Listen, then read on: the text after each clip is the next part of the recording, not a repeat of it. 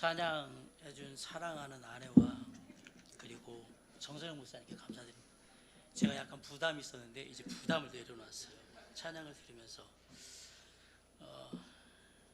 부족한 저에게 기회를 주셔서 저녁에 예배 말씀을 전할 수 있도록 해주셨는데, 오늘 제가 전하는 내용은 설교는 아니고요, 주제가 미래를 준비하는 목회라고 되어 있어서 그 부분에 대한 생각들을 같이 나누는 게 먼저 맞을 것 같고, 다른 교회의 미래에 대한 얘기들은 다른 강사들이 오전에 많이 할 것 같아서 제가 우리 회장님께는 우리 친교의 미래를 아우를 수 있는 내용을 먼저 얘기를 하는 것이 첫째 날 강사의 의무인 것 같아서 제가 그 일을 하겠습니다 라고 말씀을 드렸습니다. 그래서 준비를 했는데 사실은 많은 부담도 있고 여러 가지 생각도 많지만 우리가 생각해야 되는 부분들이 있기 때문에 그 부분을 좀 함께 나누면서 우리가 더 좋은 지혜로운, 또 하나님께서 주시는 긍정적인 방향에서 우리 친교회를 이루어 나가면 좋지 않을까라는 생각에서 이 모든 내용을 준비를 해봤습니다.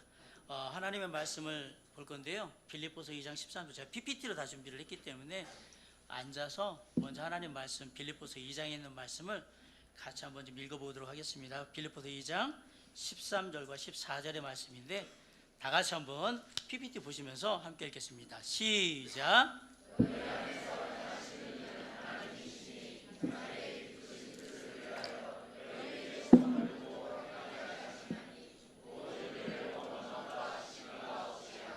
아멘. 잠깐 기도하겠습니다. 사랑과 은혜가 풍성하신 아버지 하나님, 이 저녁에 저희에게 정말 귀한 말씀으로 함께 하셔서 우리로 하여금 새롭게 또 도전하고 또 새롭게 다짐할 수 있는 시간들을 주시고, 모든 것이 하나님의 성령의 역사하신 가운데 이루어질 수 있도록 듣는 목사님들의, 사모님들의, 여기 있는 모든 분들의 심령을 준비하여 주십시고, 전하는 저에게도 동일한 성령으로 역사하셔서 입술을 주관하여 주십시고, 함께 은혜를 누리며 새롭게 주님 앞에 결단하고 헌신할 수 있도록 임하여 주시옵소서. 모든 시간 주님께 맡겨며 우리 주 예수 그리스도 이름으로 감사하며 기도를 쌉나이다. 아멘.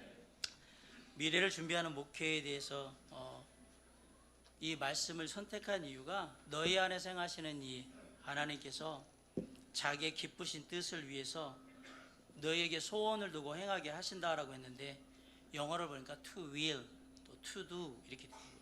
근데 모든 일을 원망과 시비가 없이 그 모든 일들을 하나님의 뜻을 이루길 바란다라고 해서 우리도 우리의 미래를 준비하는 그 모든 일들이 하나님의 뜻이 되길 간절히 바라고 그 뜻을 행할 수 있는 일이 되길 간절히 바랍니다.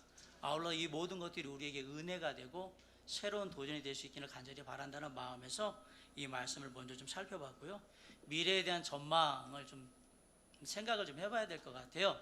네, 제가 이걸 좀 가까이 하겠습니다. 죄송합니다. 네. 우리가 그냥 잘 아는 내용인데 제가 그냥 쑥 전해드리면서 앞으로 미래가 어떻게 바뀌어갈 것인가에 대한 생각들을 우리가 좀 하고 접근을 해야 될 필요가 있어서, 왜냐하면 미래 사회의 변화가 곧 우리의 목회 환경의 변화를 말하기 때문에 그것에 어떻게 대응할 건가라는 것을 보려면 트렌드가 지금 어떻게 바뀌고 있는가라는 것을 먼저 살펴봐야 되거든요. 그래서 그 문제를 먼저 말씀을 드리면, 잘 아시면 4차 산업혁명 시대인데 인공지능 시대입니다. 자율주행차나 인공지능 로봇 같은 게 나오는 시대고요. 두 번째는 혼족 시대라고 해가지고 1인 가구가 증가하는, 싱글이나 편부모, 노인 가구 이렇게 해서 그 1인 가구 중심으로, 핵가족 중심으로 이렇게 계속해서 재편이 되는 그런 사회 모습들을 보여주고 있습니다. 두 번째는 소비문화 시대인데요, 소비가 미덕이 되는 시대입니다. 요즘 이제 건강, 음식, 여행 이런 거에는 돈을 아끼지 않는 그런 시대가 앞으로 계속 될 것이다. 네 번째는 온라인 시대인데요, 웬만하면 밖에 나가지 않고 홈쇼핑이나 인터넷 이런 걸로 다 하잖아요. 예배도 요즘은 인터넷으로 다 드리는 그런 시대입니다. 다섯 번째는 리얼리티 시대인데, 일상생활을 그냥 노출하는 걸 요즘 보면 방송에서 버라이어티로 그냥 나오고 있습니다. 그래서 그걸로 인해서 어떤 사람은 진짜 하루아침에 스타가 되기도 하고요, 어떤 사람은 저 일상생활이 잘못 노출되는 바람에 완전 우리나라 최고의 진상 중에 상진상이 돼버려가지고 악플에 시달리는 사람들 나오는 그런 시대가 돼버렸습니다. 근데 이게 왜 중요하냐, 사람들이 리얼리티를 추구한다는 얘기는 우리에게도 리얼리티를 원한다는 얘기가 되거든요. 제가 읽은 책 중에 이런 얘기가 있었어요. 권위주의는 신비주의에서 오고요, 권위는 함께하는 삶에서 온다라는 말이 있어요.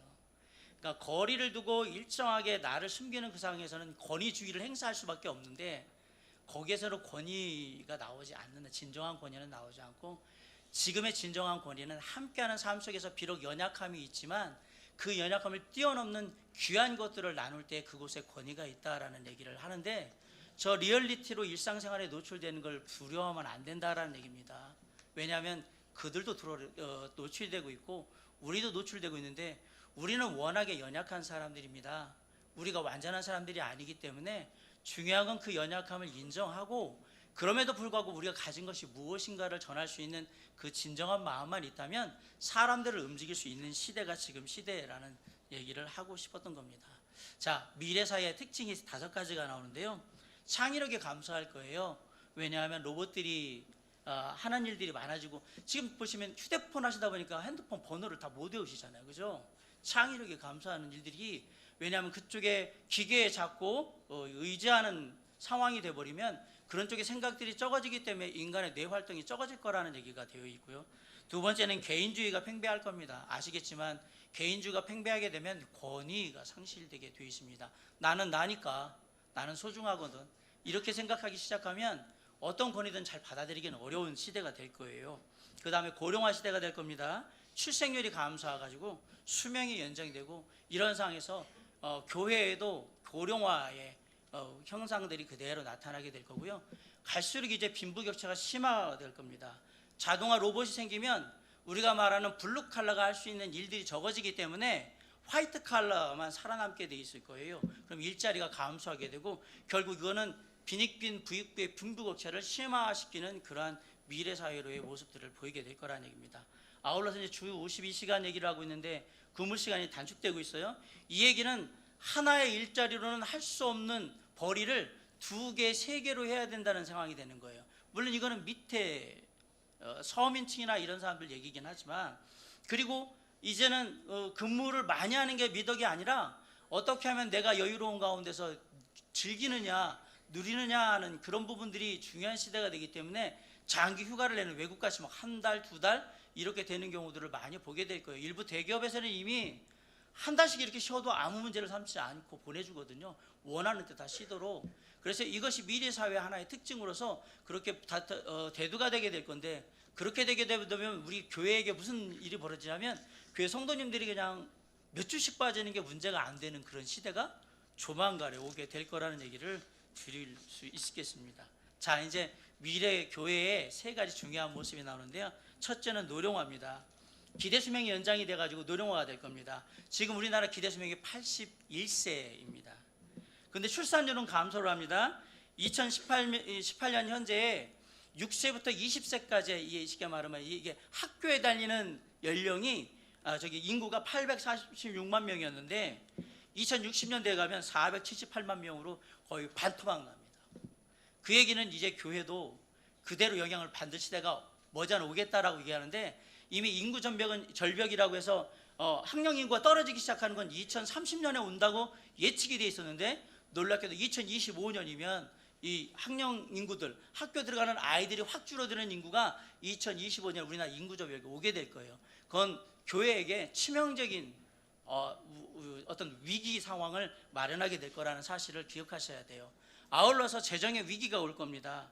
젊은 층이 감소하게 되면, 젊은 층이 감소하는 게 왜 재정의 위기로 오냐, 나이가 들면 벌이가 적어지게 돼 있어요. 저희 교회도 보니까 연령대가 높으신 데로 가시면 이제 벌이는 적어지는데, 그걸 사실은 누가 커버를 해나가야 되냐면, 밑에 있는 젊은 세대 청년들이 이렇게 일자리로 가면서 이렇게 그 부족한 부분을 채워가야 되는데, 아까도 말씀드렸지만 젊은 층이 감소를 해버리면 교회는 그것을 메꿀 수 있는 한계가 와버리는 거거든요. 그렇게 되면 결국 재정의 위기가 오게 될 것이고, 그것을 견디지 못하는 교회들은 문을 닫게 될 거라는 사실을 우리가 예측해 볼 수가 있는 거예요.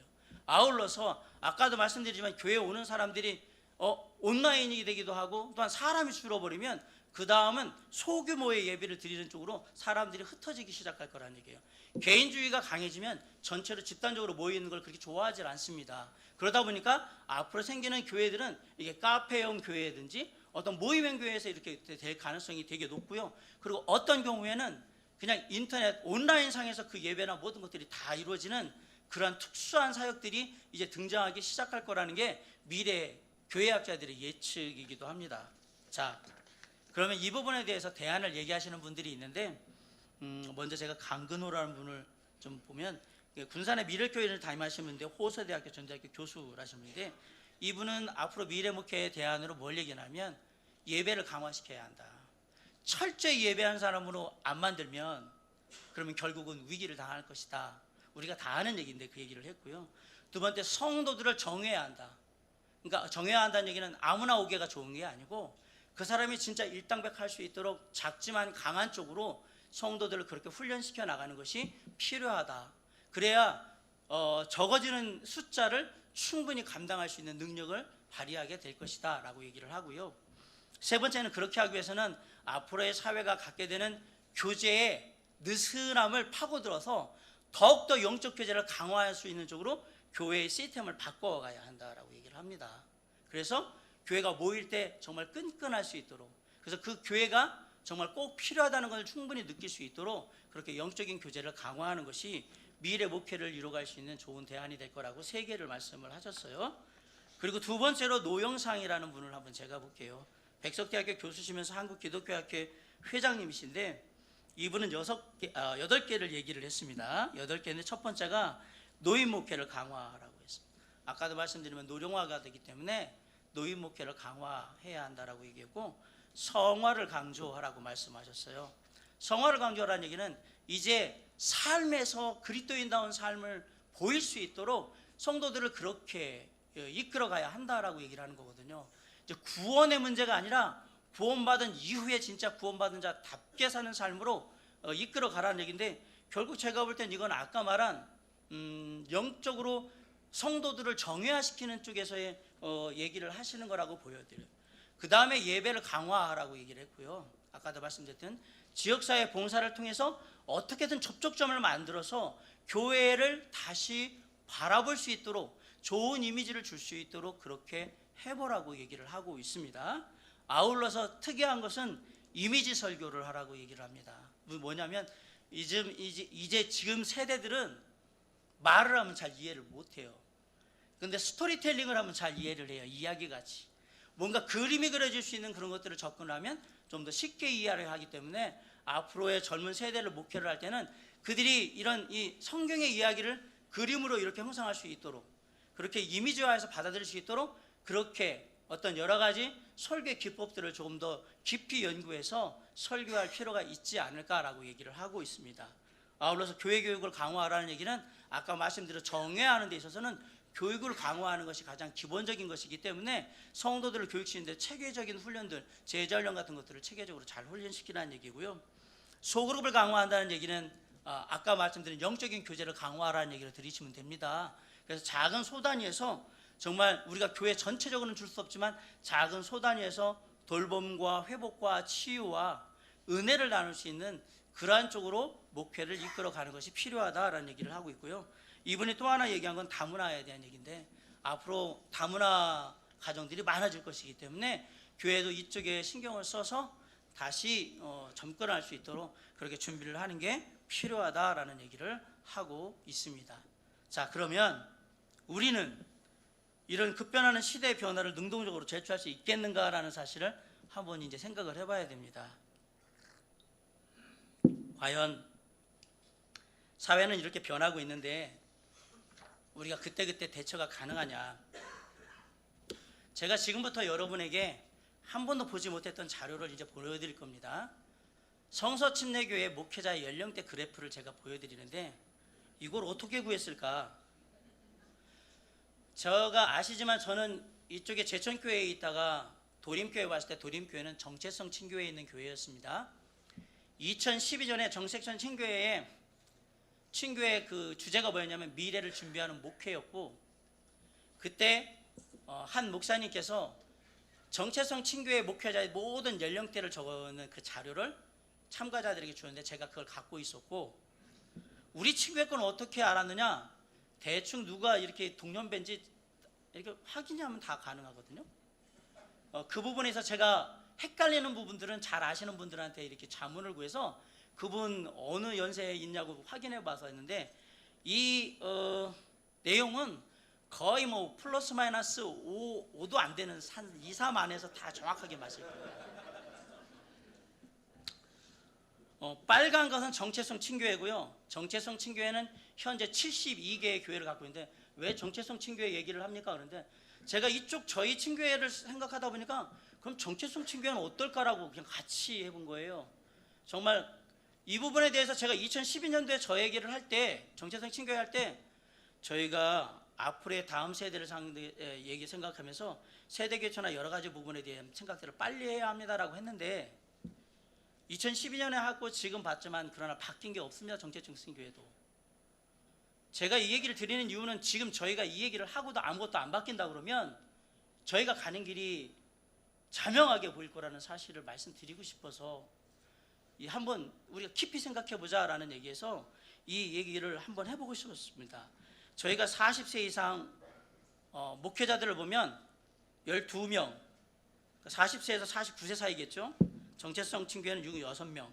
우리가 50세 이상 되는 목회자가 49명에 정체성 친교회 25명, 60세 이상은 40명이고요. 정체성 친교회는 11명입니다. 2019년 현재 얘기입니다. 65세 이상 되신 분들은 저희가 13명이고요. 정체성 친교회는 4명, 70세 이상은 11명 똑같습니다.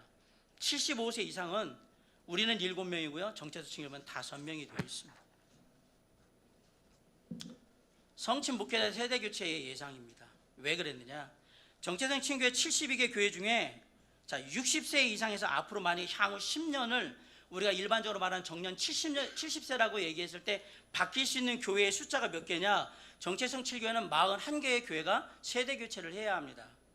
그런데 정체성 친교회 현재 목회자들, 담임 목사들 전체 평균 연령은 몇 세냐? 61.48세입니다.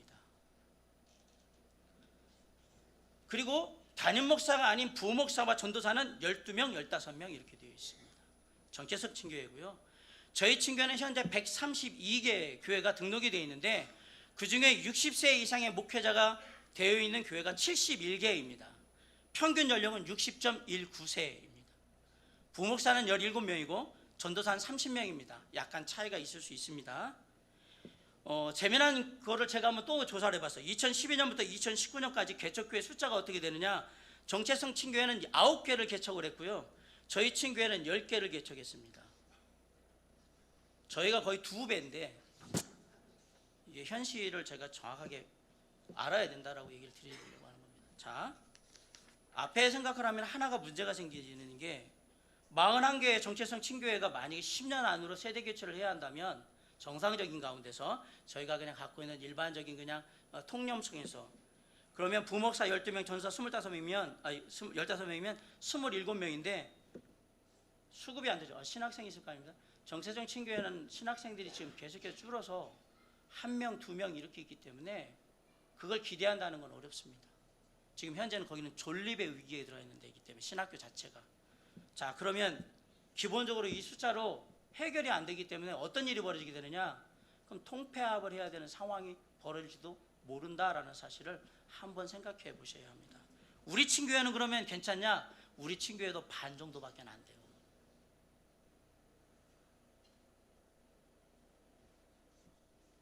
언젠가 어떻게 되겠지라는 생각으로 지금까지 왔다가 조금 있으면 저희들이 큰 어려움을 당할 수도 있다라는 사실을 미래를 얘기하지만 미래가 그렇게 밝지만은 않은데 아직도 늦지 않았다라는 생각을 하고 빨리 대비를 하자라는 얘기를 드리고 싶은 겁니다. 결국 우리 친교의 가장 큰 고민이 뭐냐면 세대교체 다음 세대의 문제를 지금 귀착이 됩니다. 그냥 데이터가 그걸 보여주잖아요. 이것이 우리의 지금 현실이기 때문에. 근데 이 세대교체 문제는 어려운 부분들이 있습니다. 뭐가 있냐면 목회자의 정년 문제가 여기에 걸려 있고요. 목회자의 노후의 보장 문제가 여기에 걸려 있고 후임 사역자의 문제가 걸려 있고 이게 결국은 개교의 존립에 직결되는 그런 문제가 되고 있는 것을 우리가 보게 됩니다. 자, 교회 여론조사하면 연구기관인 바하나 연구소라고 있거든요. 바하나 연구소에서 2017년에 조사한 미국의 바하나 연구소가 조사한 거예요. 미국의 목회자 14,000명을 대상으로 조사를 했는데 1992년도와 2017년을 비교한 자료인데요. 지금 현재 미국의 2017년도로 해서 미국 목회자의 평균 나이는 몇 세냐? 54세입니다. 미국은 정상적으로 한 70세 정도면 은퇴해야 한다라고 생각을 하고서 있는 나라인데 54세이고요. 놀랍게도 그런데 이 데이터를 보시면 65세 이상의 목회자가 증가하고 있습니다. 그리고 놀라운 것은 55세 이하의 목회자는 감소하고 있습니다. 저희 현상하고 똑같은 일이 벌어지고 있는 거예요. 왜냐하면 이제 수명은 연장이 되고 출산율은 떨어지고 그런 상태에서 또 목회자를 위해서 헌신하는 사람들은 적고 이런 상태가 되니까 이게 이렇게 벌어져 버리기 시작하는 거예요. 근데 이 현상이 더 심화될 거라는 게 예측이거든요. 자, 그러면 두 가지 목회자의 이 정년 문제에서 두 가지 주장이 있는데 정년을 연장해야 한다는 주장이 있어요. 평균 수명이 늘어나는 만큼 목회자의 정년도 늘어나야 된다. 그런데 뭐 기대 수명이 81세니까 여기 이제 보통 70세 뭐 이런 다른 교단에서 얘기하는 것들에서 73세나 75세로 연장하자 이런 이제 주장이 하나가 있고 그대로 정년을 유지해야 된다. 급변하는 목회 환경을 고려하면 다음 세대에게 빨리 물려주는 것이 현명하다. 70세를 유지하자 이제 이 두 가지 주장이 있는데 저는 어느 것이 맞다 틀리다를 지금 얘기하려고 하는 것이 아니라 이런 문제들의 고민들이 지금 있다라는 사실을 얘기를 드리고 하는 거예요. 자, 그러면 왜 목회자들이 은퇴를 하지를 못할까? 정상적인 시간들에 하지를 못할까? 여기에는 제가 볼 때 네 가지 정도 이유가 있는데 첫째는 작은 교회 문제거든요. 재정적인 문제 때문에 그렇습니다. 저희 친교회만도 노후 보장의 대책이 없는데 다른 교단에도 작은 교회들은 어렵습니다. 그러면 이제 소위 말하면 이게 이제 생계형 목회라고 되어 있는데 저는 이걸 비하하려고 하는 것이 아니라 이런 상황에 처하는 교회들이 있다라는 사실을 우리가 기억해야 되는데 이 부분의 문제가 비단 다른 교단의 문제가 아니라 우리의 문제라는 사실이에요. 그럼 어떻게 해결할 거냐? 이 친교회적으로 이 부분의 대책을 분명히 논의를 해야 합니다. 여기서 얘기하고 있는 저는 어떤 분들이 그러더라고요. 박 목사는 좋겠다. 제가 그 정체성 친교회에서 도림교회를 가니까 아유 큰 교회 그냥 숟가락 꽂고 와서 좋겠다라고 얘기를 하더라고요. 저는 제천교회에서 문제 있는 교회 다 쓰러져가는 교회를 문 닫으려는 교회를 세워서 땅을 사고 건축하고 그 교회를 물려주고 온 사람입니다. 제가 저 소위 말하는 흙수저거든요.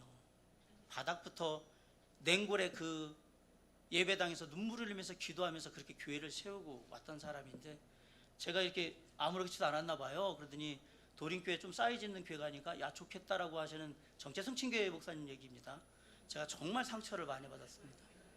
나를 모르니까 저런 얘기를 하지 라는 생각에 아마도 뭐 옛날 목사님들 나이 드신 목사님들은 다 알겠지만 저도 교회에 보일러가 꺼져서 제천이 영하 15도 20도씩 그냥 막 내려가는 그 겨울에 주일날 예배에 눈물 흘리면서 새벽에 꺼지지 않았나 나왔는데 꺼져 있어서 살려봤자 따뜻하지도 않은 그런 교회에서 눈물을 흘리면서 사역을 했던 사람이거든요. 그래서 제가 제천교회를 땅을 사고 건축할 때 제일 먼저 했던 일이 뭐냐? 우리는 심야전기로 무조건 바닥을 다 깐다였어요. 나는 정말 냉골이 싫습니다.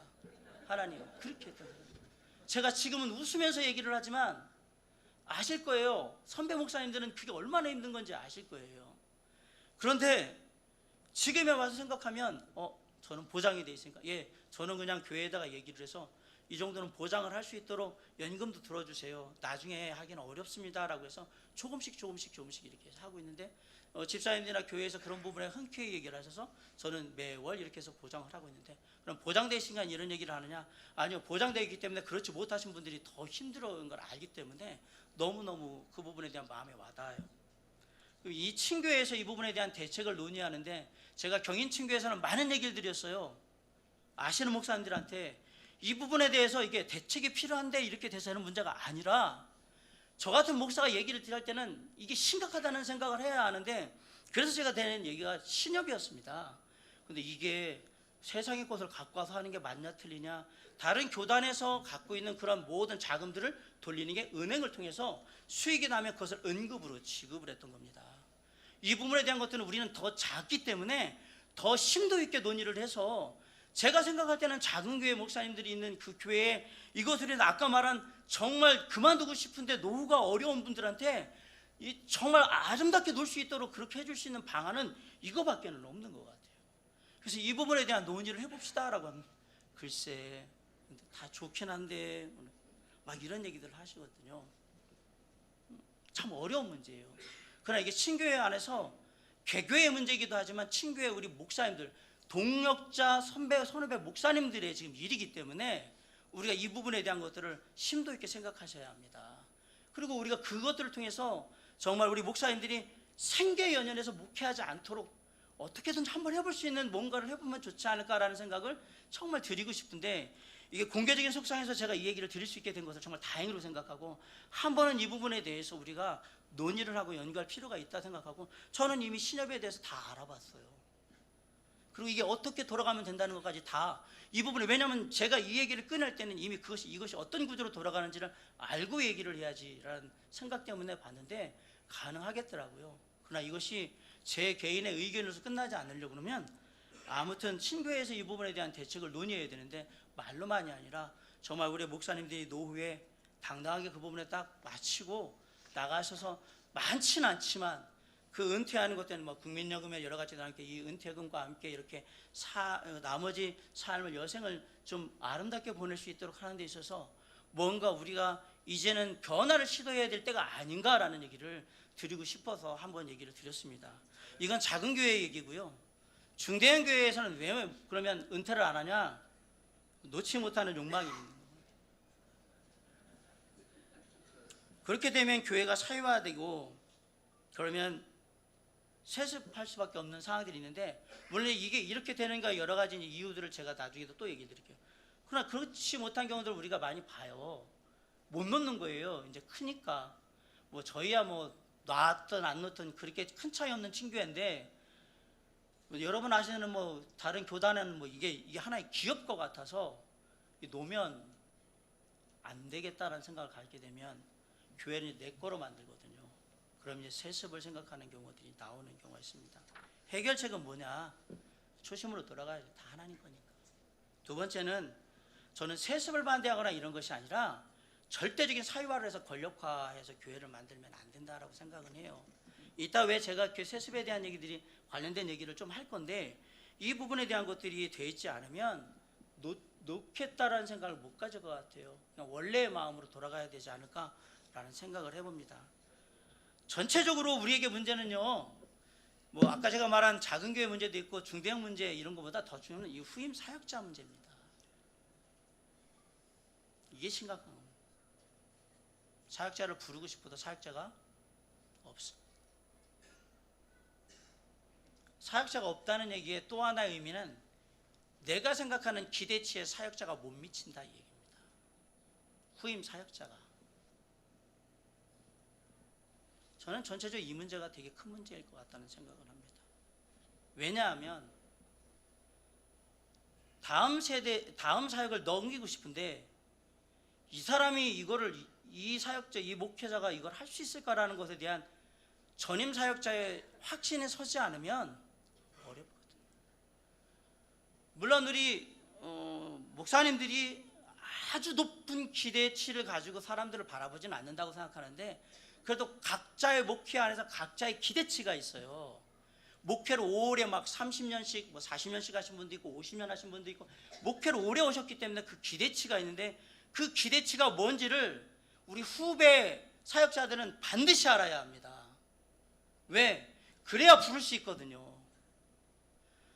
앞에 있는 선배 목사님들이 길을 안 터준다고 뭐라고 얘기할 부분도 있겠지만, 당신의 능력이 과연 그걸 감당할 수 있는 능력이 되느냐의 문제를 우리가 물어봐야 한다는 얘기입니다.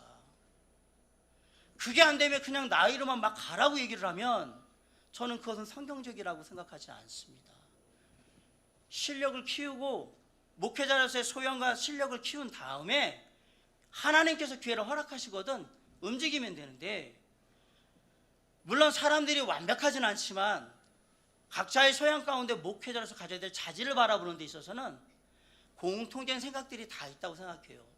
저는 저희 원로 목사님들은 김용호 목사님이 저를 선택한 기준이 뭔지를 잘 알고 있어요. 우리 원로 목사님은, 김용호 원로 목사님은 당신이 못하는 걸 제일 잘할 수 있는 목사를 불렀어요. 그게 저였던 거예요. 그리고 그 출신의 목회자 중에서 부른다. 이게 원칙이었기 때문에 한 4분 정도 되는 그 목회자 중에 제가 목사님 김영우 원로 목사님하고 거의 반대의 사역 스타일을 갖고 있는 사람이라서 그 부분을 보완했으면 좋겠다라고 생각했는데 되게 위험할 수도 있지만 되게 탁월한 선택도 될 수 있거든요. 제가 갔을 때 반반이었어요. 아, 박창신 목사가 1년 안으로 잘릴 거다. 완전히 스타일이 다르니까. 반은 제가 제천에서 13년에 담임 목회를 했지 않습니까? 잘 견뎌서 잘 조화를 이루고 다시 받을 거라. 그래서 후임 목회자로 설 거라고. 제가 2년을 같이 원로 목사님과 있었는데 많은 걸 배웠어요. 제가 생각한 거하고 또 다른 것들이 있다는 것을.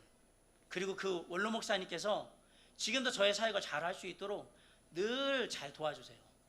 근데 제가 거기서 버려야 되는 것도 있었던 거예요. 제가 생각했던 몰랐던 부분들을 전임 목회자가 갖고 있다는 걸 알고, 아, 그렇구나라는 거. 근데 가만히 생각해보니까 저는 제천교회는 전임 목회자고요, 도림교회는 후임 목회자예요. 전 2개를 다 할 수 있는 거예요. 심정을 알겠더라고요. 그래서 원로 목사님 마음이 헤아려지는 거예요. 왜냐하면 제천교회 전임 사역자 목사이기 때문에 이분이 어떤 마음, 물론 은퇴하는 마음은 잘 모르겠지만 전임 사역자로서 어떤 생각을 갖고 나를 후임 사역자를 볼까, 내 능력을 생각할까라고 생각할 때 그게 와닿기 때문에 정말 조심했어요. 여러 가지 부분에서. 그래도 여러 가지 어려움들이 많았어요. 같이 2년을 있는 동안. 그런데 원로 목사님이 참 잘해주셨습니다. 잘 이해를 해주시려고 했고, 욕심 같은 거 안 부리시고 제가 원하는 대로 사역할 수 있도록, 제가 그래도 담임 목회를 오래 하고 왔다고 박 목사 원하는 대로 하라고 이렇게 밀어주는 쪽이 돼서 지금도 사역을 잘 감당하려고 최선을 다해서 하고 있지만 정말 그 부분에 감사하는데, 전임 목회자는 그런 생각이 있는 거예요. 이 후임 목회자가 잘했으면 좋겠다. 여러분, 그 마음이 얼마나 큰 마음인가를 생각하셔야 됩니다.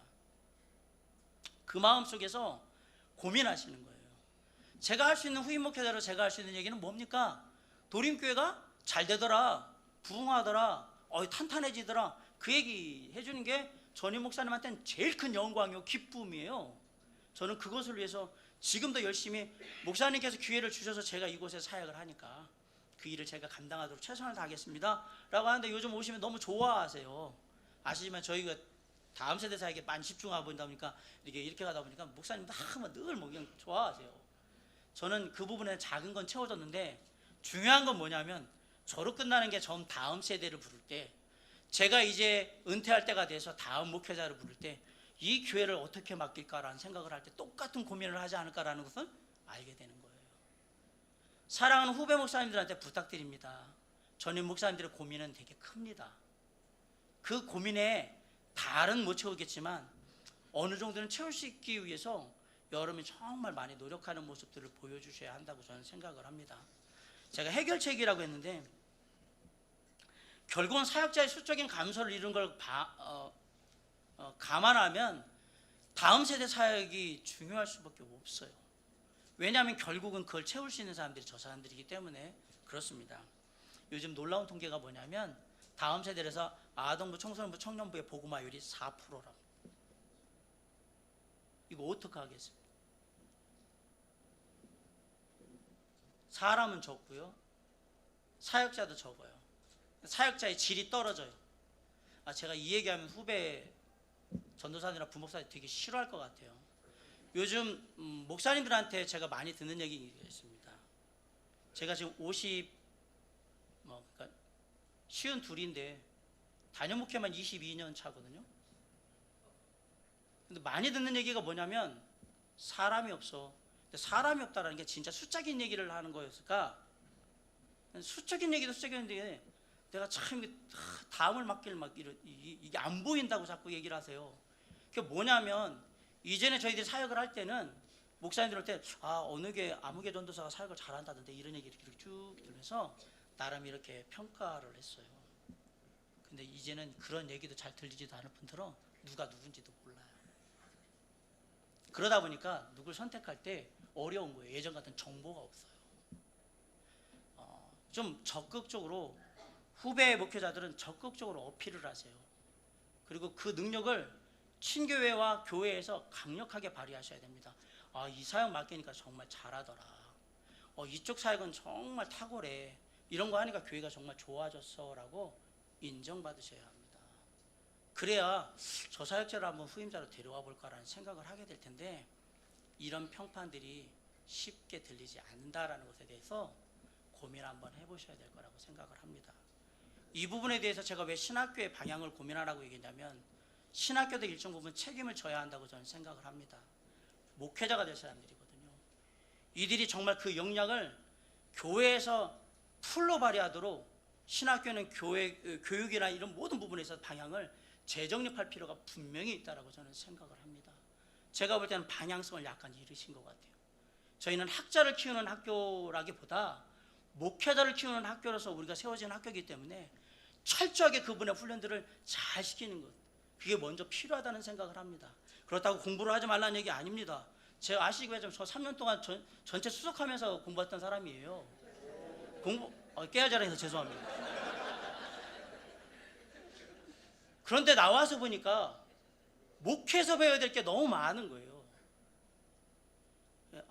내가 진짜 있으면 이런 걸 가르쳤으면 좋겠다라는 생각하는 부분들이 있는데, 친교의 많은 목사님들이, 선배 목사님들이 이런 것들이 필요하겠다라는 얘기를 많이 하실 때, 우리 신학교의 교직원들, 교수님들은 좀 귀를 여시고 이 부분에 대해서 방향성을 좀 고민하시면서 좀 더 한 번 더 짚고 넘어가는 그러한 시간들이 된다면, 아마 그 학생들이 교회에 가서 좋은 평가를 받을 수 있는 그러한 계기가 되지 않을까라고 생각을 합니다.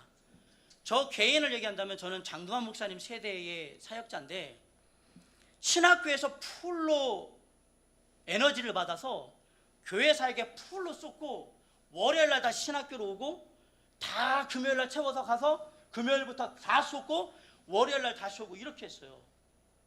저는 학교가 너무 행복했어요. 왜? 나를 영적으로 채워주는 그 놀라운 기쁨들이 있었어요. 근데 요즘은 신학교에서 다 지치고 교회 가서 쉬어요. 죄송합니다. 다 그런 건 아니지만 이렇게 돼버리면 큰일 나요. 교회 가서 이것 때문에 힘든데요, 저것 때문에 힘든데요. 학교의 과제나 이런 것들 때문에 사역을 뒤로 한 적이 한 번도 없습니다. 학교의 과제는 언제 하는 건 밤새서 하는 겁니다. 사역은 사역이거든요. 그런 마음으로 사역을 했던 사람이기 때문에 그런 생각들을 다 따라오라고는 하진 않지만, 목회 사역에 이 녀석이 정말 마음을 다해서 여기에 그냥 올인하고 있구나라는 걸 보여주면 그 사람을 선택을 하죠. 근데 막 이렇게 하면 평생을 목숨을 걸어서 해야 되는 사역을 지금부터 반하는 내 아이가 나중에 전부를 한다라고 생각하면 안 되잖아요. 이것은 우리 후배 사역자분들이 정말 다시 한번 고민을 해야 될 부분이고, 그리고 신학교에서도 이런 부분에 대해서 더 강화시켜서 교육할 수 있는 부분이 있다면 한 번 정도 생각을 해보셔야 될 분이 아닐까라고 생각을 합니다. 또 하나 목회자들이 은퇴를 미루는 이유가 뭐냐면요, 소수지만 소명 때문에 그래요. 나이에 상관없이 건강이 허락하는 한 나는 끝까지 강단을 지키면서 그곳에 죽겠다. 저는 그것을 존중합니다. 정말 그렇게 하셔야 합니다. 그건 나이에 상관없는 문제입니다. 그런데 이 부분에 대해서 소명을 갖고 있으신 분들은 특징이 있어요. 그분은 이전부터 늘 그렇게 얘기하셨어요. 난 죽을 때까지 강단을 지키며 가겠다고 얘기하신 분들은 맞아요. 그분들은 저는 나이에 상관없이 끝까지 그렇게 가셔야 된다고 믿고, 제가 기도하기는 목사님 정말 강단에서 마지막 숨을 거두셔서 멋있는 모습을 보여주십시오라고 정말 응원하고 싶습니다. 그래, 이렇게 해서 미루시는 분들이 있는데, 이것은 은퇴 이유를 미루는 거하고 좀 상황이 다르지만 이런 분도 있다라는 걸 기억하셔야 돼요. 그거는 인정해 주셔야 돼요. 그리고 받아주셔야 됩니다. 그리고 그분의 그건 역량이에요.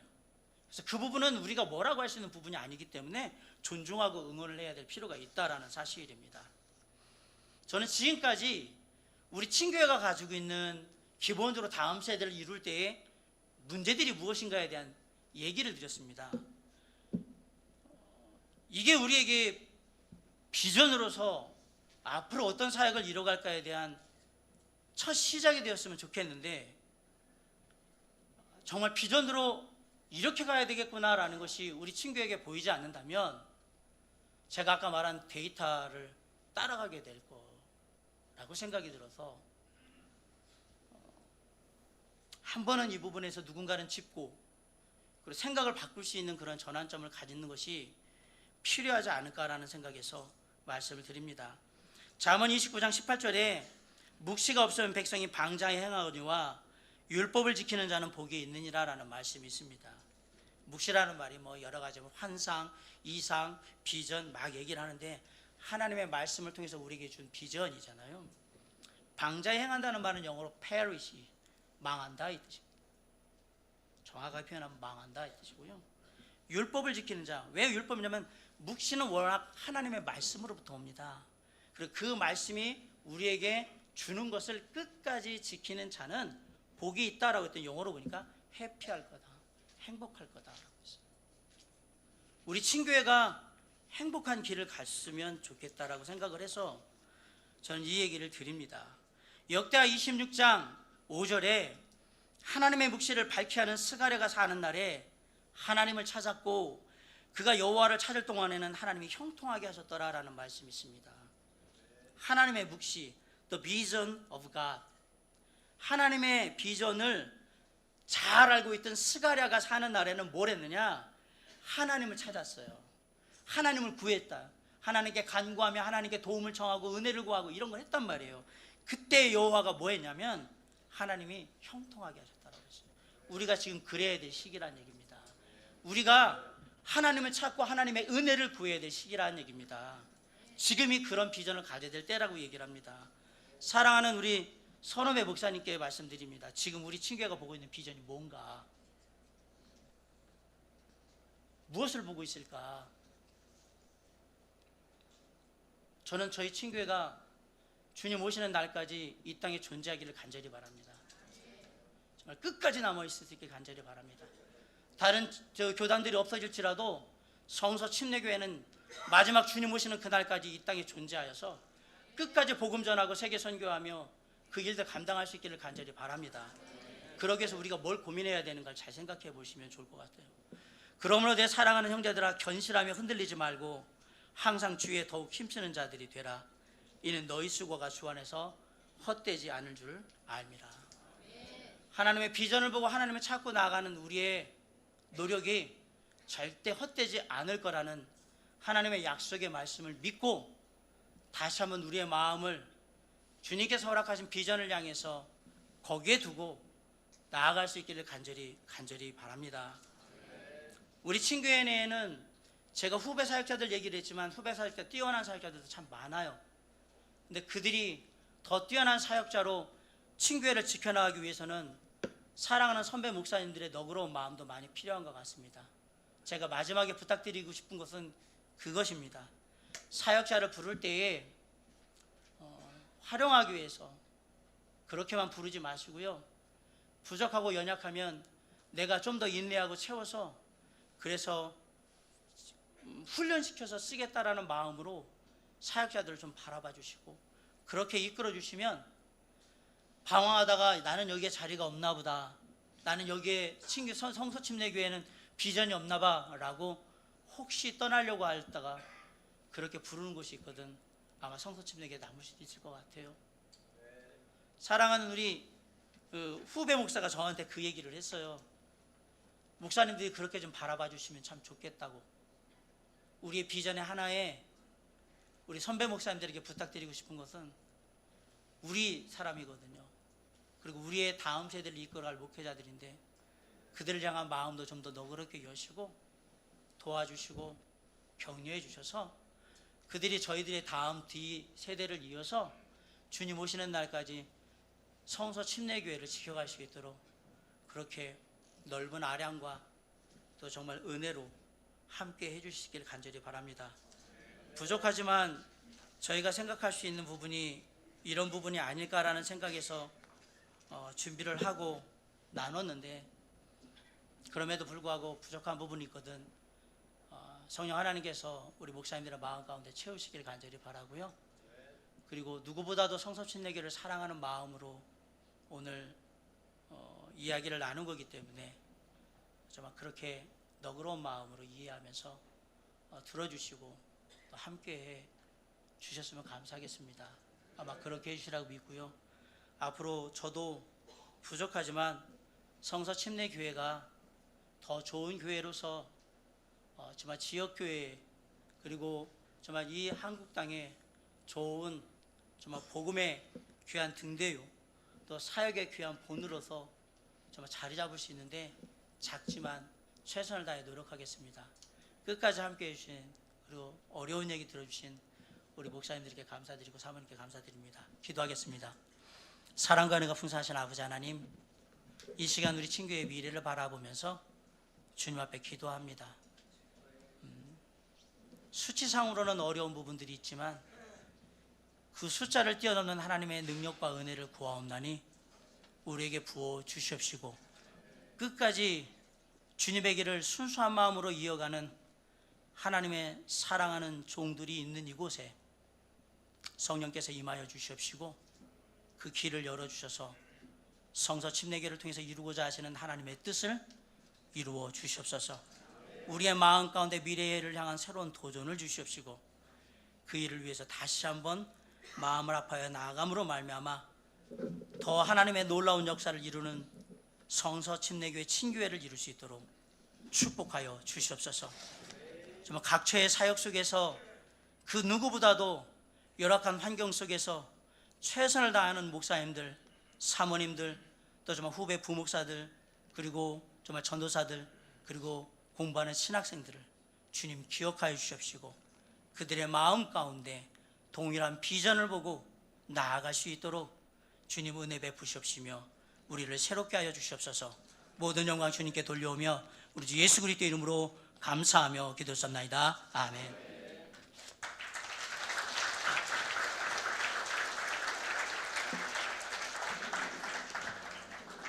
우리가 꼭 들어야 할 말씀을 전해 주셨다고 생각을 합니다. 우리 친구의 미래를